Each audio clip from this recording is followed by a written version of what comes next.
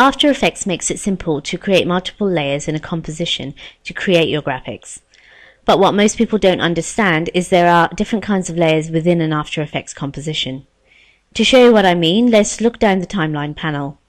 Select layer 7. This is a video layer, and I know this because the icon to the left of the name.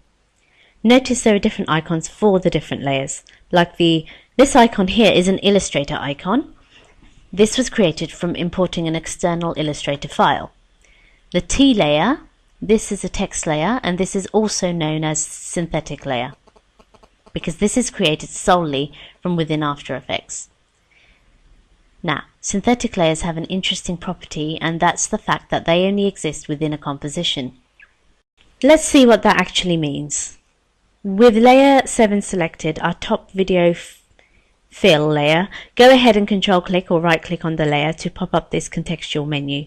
Now navigate up to reveal layer source in project. When we select that, notice our video folder automatically popped open, and there's our video file. This is a great little shortcut you can use when your projects get extraordinarily large and you're having a hard time finding things. Now, video and audio layers are created when you import those assets into your After Effects project. Same with the Illustrator file right here, layer 5. Let's go ahead and select layer 4, our text layer. And if you right click or control click on the layer, notice we don't have an option to reveal the layer source in the project. If I wanted to add this text into another composition, I would have to copy the entire layer and then paste it into the new comp.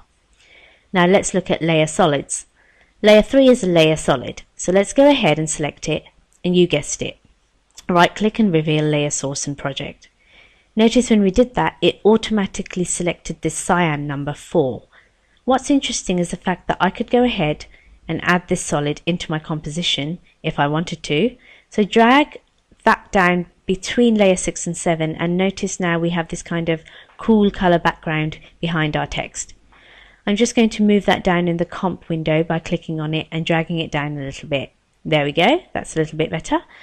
Let's look at some of the other cool things we can do with layer solids. See, since this layer solid is being referenced by a solid that's in a project panel, I can't actually trace how many times this individual file has been used. If I open up the project panel here, just by dragging on the right side, notice it says cyan sound 4 used 2 times. Now another interesting thing, if you have this cyan solid selected in the project panel and go up under layer and choose solid settings, we can change the color of this and it'll actually propagate that change back down into the project. So let's change this to red, and I want to choose a red that's similar to this background. So I'm going to click on the eyedropper next to the color and then click on this red. When I click OK, check it out. Now that solid has changed both my layer 7 and in my bottom color. Now things look a little bit than what we had done before, and that has to do with the different blend modes that we're dealing with.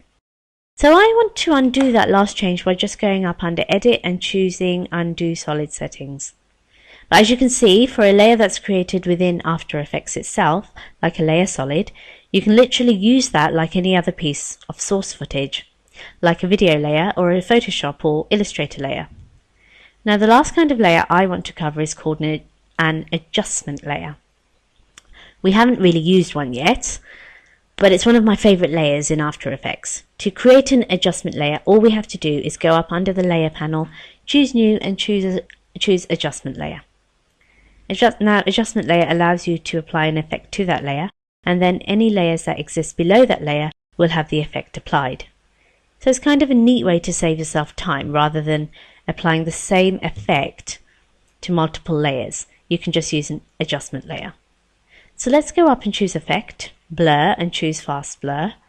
Now just click and drag on the blurriness parameter in the Effects control panel. To accentuate the effect, let's choose a value of 21.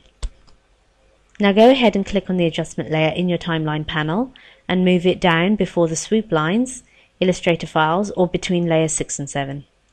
Now when I let go, check it out. I've got sharp layers and then blurry layers. Now obviously I don't want to keep these in my comp.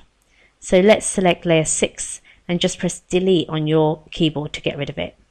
As you can see, when you're working with different layers inside of After Effects, it does make a difference if you do pay attention to the specific kind of layer that you're working with, because it can open up new options in different workflows.